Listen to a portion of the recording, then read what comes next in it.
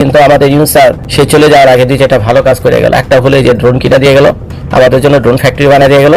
আরেকটা সে প্রমিস করছিল অনেকদিন আগে, বিজয় আমাদের হয়ে গেছে, ঘটনাটা তো 15 ঘটে গেছে। প্রফেসর ইউনুস উচিত শিক্ষা দিয়েছেন, গালে চট করে দুইটা চপেটা গাত বসিয়ে দিয়েছেন প্রফেসর ইউনুস। বেলুন আইছে, বড় বিরাট বড় বেলুন, এটার মাঝে বাংলাতে নাম লেখা আছে কি কি, আর 3টা ফটো আছে। তো এখানের মানুষ দেখি আমার ফোন করছে, করার পরে আমি আইসি, আইয়া তদন্ত করিয়া দেখছি বেলুনটা। দেখার পরে আমি থানাত ফোন করছি, ফোন করার পরে থানার থেকে থানার অফিসার তারা আইসে। ডক্টর মোহাম্মদ ইউনুস আজ এমন এক বড় সড়ো কাণ্ড ঘটিয়ে বসেছে যা দেখে কান দিয়ে ধোঁয়া বের হতে শুরু করেছে।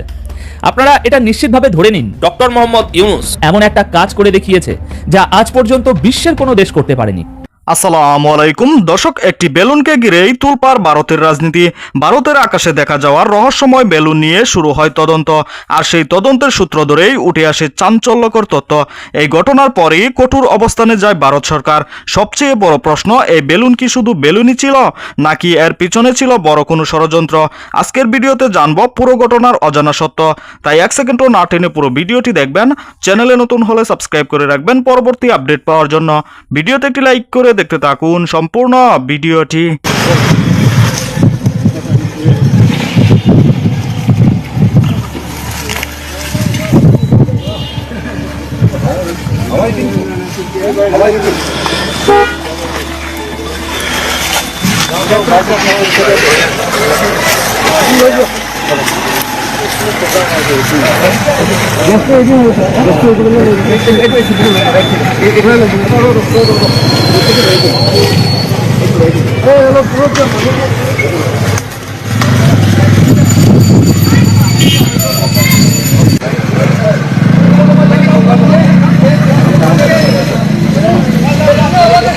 বেলুন আইছে, বড় বিরাট বড় বেলুন, এটার মাঝে বাংলাতে নাম লেখা আছে কি কি, আর 3টা ফটো আছে। তো এখানের মানুষ দেখি আমার ফোন করছে, করার পরে আমি আইসি, আইয়া তদন্ত করিয়া দেখছি বেলুনটা। দেখার পরে আমি থানাত ফোন করছি, ফোন করার পরে থানার থেকে থানার অফিসার তারা আইসে। আবার পরে তারা এটা রিসিভ করছে না, না করার সত্ত্বে তারা আমরা এসপির এখানে ফোন করছে।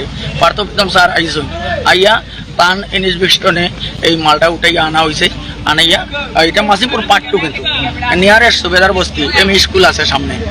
পার্থ প্রীতম স্যারে যখন রিসিভ করছেন, করার পরে থানার সঙ্গে নিরপেক্ষ হিসাবে ডক্টর ইউনুস সরকারের কার্যত বিএনপির বিরুদ্ধে নজিরবিহীন সিদ্ধান্ত, বিএনপিতে তোলপাড়। দর্শক, শিরোনামটা একটু জটিল। প্রথম কথা হচ্ছে যে ডক্টর ইউনুস সরকার, অন্তর্বর্তীকালীন সরকার একটা নিরপেক্ষ সরকার, তারা কোনো দলীয় সরকার নয়, তারা রেফারি। রেফারি কোনো একটা পক্ষ নিতে পারে না, কিন্তু আমরা দেখতে পাচ্ছি যে রেফারি পক্ষ নিয়েছে। যেমন ইউনুস সরকার একদম স্পষ্ট করে বলেছে, আনুষ্ঠানিকভাবে বলেছে, তারা গণভোটে হায়ের পক্ষে প্রচারণা চালাবে এবং রাষ্ট্রীয় টাকা খরচ করে এই প্রচারণা চালাবে। এখন গণভোটের পক্ষে প্রচারণা চালাবে ইউনুস সরকার, যেমন প্রেস সচিব বলেছে আইনি বাধা না থাকায় গণভোটের প্রচারণা চালাবে সরকার। এর মানে আইনি বাধা নেই, চালাবে। আইনি বাধা নাই, কিন্তু এথিক্যাল কোশ্চেন তো আসে। আমি এটাই ডিল করব যে নৈতিকভাবে হ্যাঁ বা না দুইটাই যেহেতু অপশন, কোনো একটা পক্ষে রেফারি কেন অবস্থান নিবে? এটা তো হয় না, কিন্তু তারপরে নিচ্ছে। উচিত অনুচিতের আলোচনা করে আসছি। আগে আপনি জাস্ট এই প্রশ্নটা উত্তর দেন, গণভোটের পক্ষে ইউনুস প্রচারণা চালাবে, জামাত খুশি, সরমনাই খুশি, এনসিপি খুশি, কারণ তারাও গণভোটে হায়ের পক্ষে প্রচারণা চালাচ্ছে। কিন্তু বিএনপিও খুশি, বিএনপি মধ্যে অ্যাক্টিভিস্টের বিরুদ্ধে উঠে গেছে এবং তাদের মধ্যে তোলপাড় যে সরকার কেন একটা পক্ষে প্রচারণা চালাবে। যেমন বিএনপি পন্থী অ্যাক্টিভিস্ট যারা আছে, বড় বড় সাংবাদিক, যেমন তাসনিম খলিল থেকে শুরু করে আরো যারা আছে বিএনপি দালাল, ওই রেজাউল করিম রনি, এদের কাছে জিজ্ঞেস করেন। তাসনিম খলিল তো সরাসরি আপত্তিই করছে, আরো অনেকের সাথে আমাদের কথা হয় বা ফেসবুকে অনেকে লেখালেখি করছে। এবং পুরো বিএনপি এক্ষেত্রে ক্ষুব্ধ যে ইউনুস সরকার নিরপেক্ষ সরকার, তারা কেন গণভোটে হায়ের পক্ষে প্রচারণা চালাবে। তারা বলতে পারে যে আপনার গণভোটে ভোট দিতে যাবেন, হ্যাঁ বা না, ইটস আপ টু ইউ, এটা গোপন রাখেন, ওপেন করেন, আপনার বিষয়, কিন্তু না হায়ের পক্ষে ভোট দিবেন। এখন এতে আপত্তি হচ্ছে বিএনপির। এমন ভাবে বিএনপি ইউনুস সরকার এই সিদ্ধান্তের বিরোধিতা করছে, এমনকি বিএনপির সুপ্রিম কোর্টের আইনজীবীরাও কয়েকজন দেখলাম প্রশ্ন তুলছে যে না, সরকার এটা পারে না, সরকার কোন একটা পক্ষ নিতে পারে না। এমন ভাবে বিএনপি রিয়াক্ট করছে অ্যাজ ইফ যে ইউনুস সরকার কার্যত বিএনপির বিরুদ্ধেই সিদ্ধান্ত নিয়েছে। আসলে কি বিএনপির বিরুদ্ধে নিয়েছে? হ্যাঁ, বিএনপির ঘাটতারামির কারণেই ইউনুস সরকারকে গণভোটে হায়ের পক্ষে প্রচারণা চালাতে হচ্ছে, নইলে গণভোটে হায়ের পক্ষে সরকারিভাবে প্রচারণা চালানোর কোনো প্রয়োজন ছিল না। বিএনপি গণভোট চায় না, তারা চায় আলু সংরক্ষণাগার, পেঁয়াজ সংরক্ষণাগার। তা আলু পেঁয়াজ সংরক্ষণাগার হয়নি, গণভোট হচ্ছে। তো এটা বিএনপি মানতে পারছে না, যার ফলে এখন আপনি দেখবেন যে বিএনপির ডিকশনারিতে গণভোট নাই। আচ্ছা, তারেক রহমান তো এসেছে, কম দিন হয়নি, গণভোট নিয়ে কিছু বলেছে? বলে নাই, সামনেও বলতে দেখবেন না। অর্থাৎ গণভোটকে কার্যত নাই করে দিতে চায় বিএনপি। তো বিএনপির এই আচরণের কারণেই সরকার মূলত হা ভোটের পক্ষে অবস্থান নিতে বাধ্য হয়েছে। এবার আসেন, সরকার হা ভোটের পক্ষে প্রচারণা চালাতে পারে কিনা? হাজারবার পারে, কোনো বাধা নেই। কেন পারে? এই সরকার এটা পারে, শুধু কথা বলবো না, হা ভোটের পক্ষে প্রচারণা চালানো এটা ইউনূস সরকারের জন্য ওয়াজিব, তাদেরকে এটা করতেই হবে, না করলে বরং সেটা অন্যায়। আপনারা অনেকেই জানতে চান এথিক্যাল কোশ্চেন, লিগ্যাল কোনো ব্যারিয়ার নেই।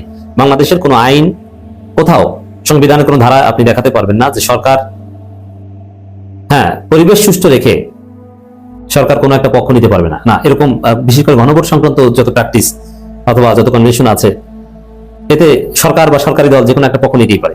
ইংল্যান্ডে যে ব্রেক্সিট হয়েছিল যে গণভোটের মাধ্যমে, অথবা আপনি পৃথিবীর যে কোনো দেশের গণভোটের দিকে তাকান, যারা ক্ষমতায় থাকে তারা যে কোনো একটা পক্ষে প্রচারণা চালাতে পারে। আর এখন চায়না যদি বাংলাদেশকে সাপোর্ট করে ড্রোন ফ্যাক্টরি বাংলাদেশে করার জন্য, এটা বাংলাদেশের একটা রিভলিউশন বলতে পারি, বিরাট বিপ্লব।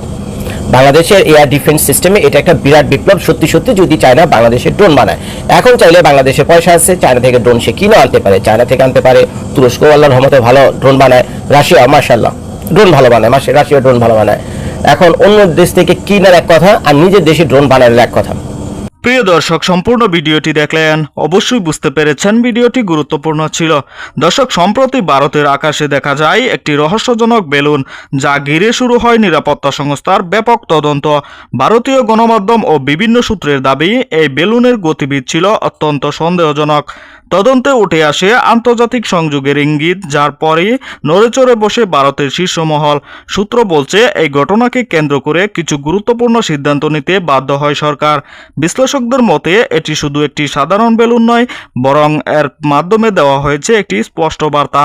এই ঘটনার প্রভাব ভারতের কূটনীতি ও নিরাপত্তা নীতিতেও পড়তে পারে। তাহলে প্রশ্ন থেকেই যায়, এই বেলুন আসলে কার এবং এর পেছনের আসল উদ্দেশ্যই বা কী? দর্শক, এ বিষয়ে আপনাদের কি মতামত তা অবশ্যই কমেন্টে জানাবেন, এবং পরবর্তী আপডেট পেতে চ্যানেলটিকে এখনই সাবস্ক্রাইব করে রাখুন। এই মুহূর্তে বিদায় নিচ্ছি, দেখা হবে পরবর্তী কোনো ভিডিওতে। সে পর্যন্ত ভালো থাকুন, সুস্থ থাকুন। আসসালামু আলাইকুম।